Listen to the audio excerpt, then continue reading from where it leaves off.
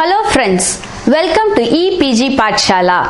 This is Dr. R. Balasashireka, Assistant Professor, Department of Food Science and Nutrition, Avinashlingam Institute for Home Science and Higher Education for Women, Coimbatore.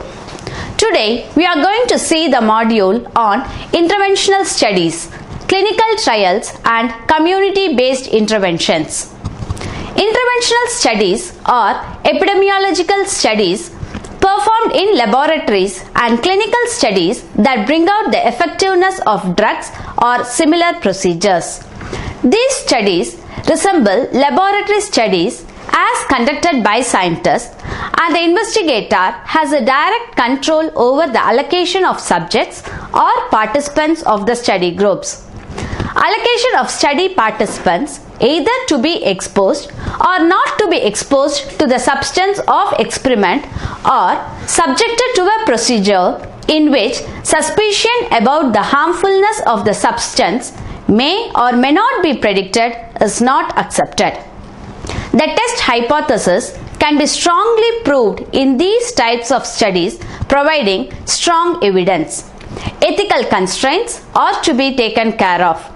Intervention studies are of two types, namely clinical trials and community-based interventions.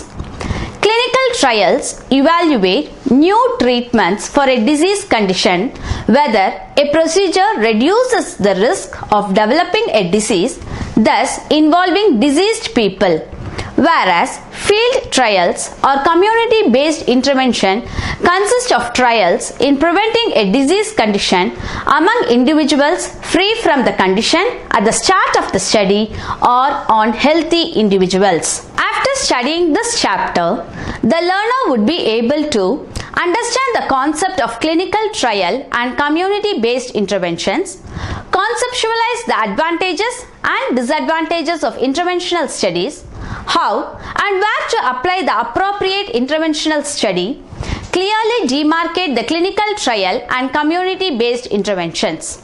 First, we will look on the definition of what a clinical trial is. World Health Organization defines clinical trial as any research study that prospectively assigns human participants or groups of human to one or more health-related interventions to evaluate the effects on health outcomes. A clinical trial, also known as a clinical research study, is a protocol to evaluate the effects and efficacy of experimental medical treatments or behavioral interventions on health outcomes. Now, we will move on to the types of clinical trials. First one is clinical trial. Clinical trials are carefully designed experiments in which the participants are categorized randomly into varied groups for intervention for a stipulated time period and are thoroughly monitored. Clinical trial is an epidemiological method for testing hypotheses. Clinical trial is nothing but involves the developmental procedure of a drug clinically. The second one is open clinical trial. This does not have any specific methodological characteristic. That is, the trial proceeds without any control group against the controlled clinical trial group. The third one is single blind clinical trial. Here, the participants of the study does not know or not aware of the treatment they are receiving. Fourth one is double-blind clinical trial, where both the observer and the study participant are not aware about the treatment being administered. Next one is triple-blind clinical trial. Here, the participating subject, observer, and the researcher who analyzes the data are not aware about the treatment being administered. These trials are conducted when the clinical variables examined are soft and help interpretation in different ways. Crossover clinical trial. In this trial, each participant receives each of the treatment under study consecutively. N of 1 clinical trial. The total population is considered as a single patient. Also, the order of administration of the treatments is compared in a random way. Explanatory clinical trial. The trial is carried out in the initial stage of development of a drug. Homogeneous group of sample or participants representative of a specific subgroup with limited size and restricted inclusion criteria is considered. Both type 1 and type 2 errors are easily avoided in this method. Unicenter clinical trial. This involves single researcher or research team in single hospital or a center. Multi-center clinical trial. This trial is carried out in 2 or more centers but with the same protocol. The coordinator processes all the data for further analysis. Parallel clinical trial. Here, each group of patients receive single treatment simultaneously. The next one is sequential clinical trial. Here, the observations are assessed as and when they are produced, and hence the total number of participants is not predetermined and depends only on the accumulated results. The last one is community trial. Here, communities or populations form the elements of clinical trial instead of individual participants to assess the impact of a community or population. Now, we will move on to the phases of clinical trial. There are several phases. The first one is the preclinical studies. Before starting clinical trials on a drug, extensive preclinical studies should be conducted. These may be either in vitro or in vivo experiments using wide-ranging doses of the study drug. This helps to obtain preliminary efficacy, toxicity, and pharmacokinetic information. This also helps to assess whether a particular drug or test has scientific merit for further development. Moving on to phase 0, which is also known as human microdosing. These studies helps to speed up the development of promising drugs by establishing very early on whether the drug or agent behaves in human subjects as was expected from preclinical studies. This phase can be administered to a small number of subjects, that is 10 to 15 subjects, to gather preliminary data by administering subclinical doses. Phase 0 does not assure safety or efficacy, being by definition a dose too low to cause any therapeutic effect. Phase 1. Phase 1 trial helps to assess the safety of a drug or device.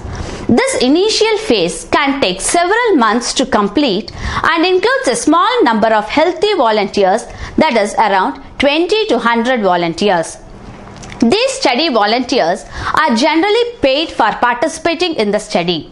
Study is designed to determine the effects of the drug or device. It also includes the efficacy of a drug or device on how it is absorbed, metabolized, and excreted, along with the side effects that occur as dosage is increased. This phase of testing is passed about 70% of experimental drugs. This phase 1 trials can be further divided into single ascending dose, represented as phase 1A.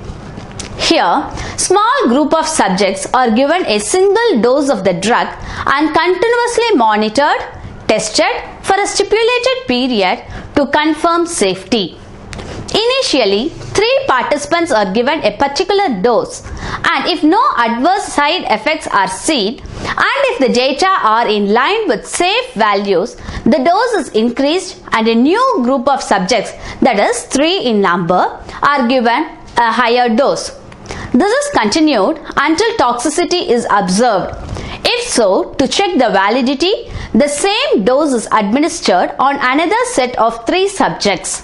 This is continued until safety levels are reached or intolerable side effects are shown by the participants. the dose escalation is terminated at this level of dosage and the previous dose is considered as the maximum tolerated dose. The next part of the phase 1 is multiple ascending dose, represented as phase 1B. The effect of multiple doses of the drug, safety and tolerability are measured here. A group of patients receive multiple low doses of the drug and biological samples are collected at various time intervals and analyzed. The dose is gradually escalated for further groups until toxicity is observed. Now, what is phase 2? Yes, it is nothing but phase 2 is randomized trial and lasts from several months to 2 years and involves up to several hundred patients. Two groups, namely one group receive experimental drug and the other group receives standard treatment or placebo. These are blind studies where neither the patient nor the researcher know who has received the experimental or the standard drug. This allows gathering safety and effectiveness of the new drug. About 1/3 of the experimental drugs successfully complete both phase 1 and phase 2 studies. Phase 2 studies are divided into phase 2A and phase 2B. Phase 2A studies are generally pilot studies and demonstrate clinical efficacy, whereas phase 2B studies helps to find the optimum dose at which the drug shows biological activity with minimal side effects. Phase 3. Phase 3 are randomized blind studies and several hundred to several thousand patients are involved and lasts several years. This helps to understand the benefits and range of possible adverse reactions of a drug or device. 70 to 90% of the drugs complete this phase of testing. Phase 4. Phase 4 studies, also known as post-marketing surveillance trials, are conducted after a drug or device has been approved for consumer sale. Phase 4 allows restrictions of use of a particular drug or device depending on the findings of the study. This table summarizes all the phases which is seen in the clinical trial along with the primary goal, dose, patients or the monitor, the number of participants and the success rates.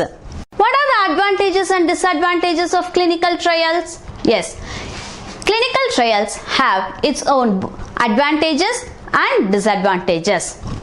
Coming to the advantages, their access to new treatments is possible. Fewer side effects compared to the standard treatment may be seen. Chance for future treatments and medical knowledge. Possibility of more regular tests and reassurance. Measurement of treatment efficacy is true with high internal validity. Coming to the disadvantages, new treatment may not be better than the current treatment. New treatment may not work and may have more risks.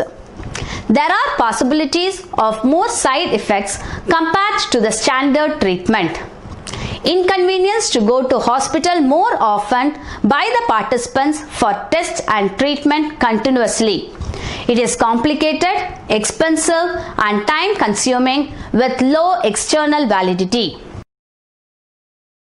Selection of sample, confounding and measurement bias can be controlled.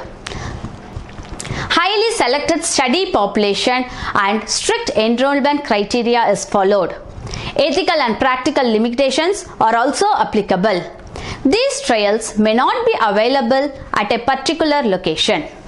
Uncertainty of not knowing whether the participant is taking an active new drug, standard treatment or a placebo. So this is all about the clinical trials.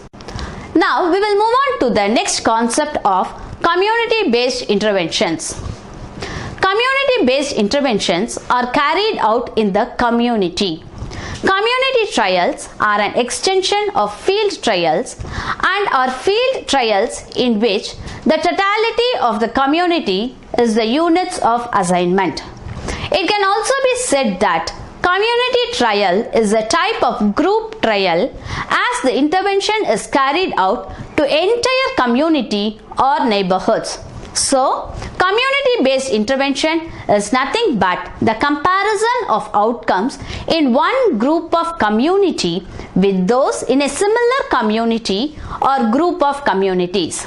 For example, screening or immunization programs delivered to residents of a geographic area, health promotion programs delivered to towns, schools, etc., services provided to primary care practice populations are few examples of community-based interventions. Experimental studies that are carried out taking whole population as sample are also sometimes referred to as community trials or community intervention studies. Community trials focuses on mass education campaigns aimed at changing people's knowledge and attitudes. In community intervention studies, generally the exposure is given to subjects, for example, by vector control to reduce malaria, pit latrines for clean water. Community intervention studies can be characterized into three, namely explicitly nutritional, that is, nutrition-oriented food programs, feeding programs, weaning foods, fortification, and nutrition education, which entirely focuses on nutrition-related issues. The second one is non or implicitly nutritional, which may either be health-related, that is, immunization, sanitation, economic, income generation or substitution or labor saving like cereal mills, which focuses other than nutrition related problems. The third one is the integrated. It is nothing but the combination of both explicitly and implicitly nutritional. Coming to the characteristics of community based interventions.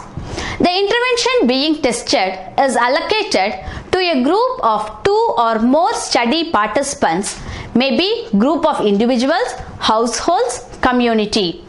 The study participants are followed prospectively to compare the effectiveness of intervention compared with the control, which may be standard treatment, no treatment or placebo.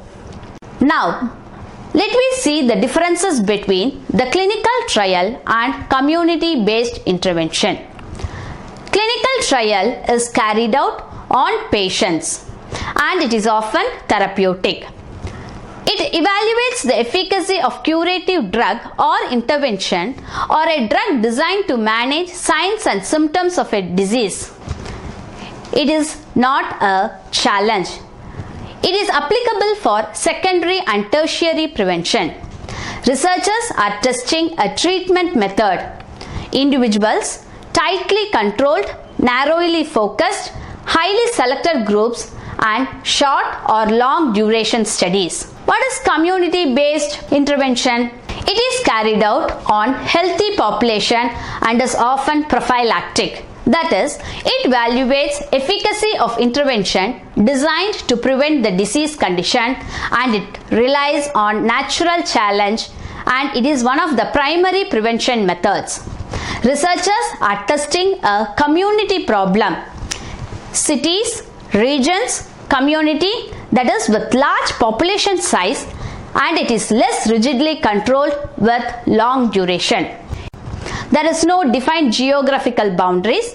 It measures exposure and outcome under controlled conditions and measures the effectiveness. Does the treatment work in theory without consideration of practical constraints imposed on real world is measured. It also explores the causal mechanism and the important thing is that informed consent is obtained. It has a well-defined geographical boundaries and measures exposure and outcome under less controlled conditions. It measures the efficacy and does the treatment work in practice under day-to-day conditions which apply in the real world is measured. It assesses the factors which affect implementation. Participants may not know that they are participants of the study. So, we can state few examples like testing new vaccines, studying certain drugs, vitamins, minerals or other supplements to see how useful they are at lowering the cancer risk, or like chemotherapy, testing existing drugs used for other types of cancers, or testing new drugs, drug combinations, different dosages and schedules for taking the drugs. Here are the few examples. Health interventions in the community like water fluoridation and nutrition studies providing health resources directly to a large number of individuals. Prevention of human immunodeficiency virus, that is HIV infection, using socio-economic factors within geographic boundaries through community education, which can reduce HIV risk at the community level. Drug or treatment may be given to participants who have high blood pressure to see whether their blood pressure decreases. Sustainable model for cardiovascular health by adjusting lifestyle and treatment with economic perspective in settings of urban poverty. Intervention package for primary prevention of cardiovascular disease comprising awareness campaigns, household screening for cardiovascular diseases, risk factors and referral and treatment of people with high cardiovascular diseases risk at a primary health clinic. Thus, we can conclude that clinical trials are done in phases having different purposes and help researchers answer different questions. For example, phase 1 clinical trials test new treatments in small groups of people for safety and side effects. Phase 2 clinical trials look at how well treatment works and further review these treatments for safety. Phase 3 clinical trials use larger groups of people to confirm how well treatment works, further examines the side effects and compare new treatments with other available treatments. Also, researchers know if a participant is in the experimental group or a control group, but the participants do not know what group they are in, which may affect their response and in turn could throw off the results of the study. Community-based intervention programs are most effective strategy in overcoming community-based problems. It helps to give solution to the researchers based on the overall geographical boundaries. Success of an intervention study lies in appropriate selection and conduct of the appropriate intervention study method by the researcher to give better solution to the problem.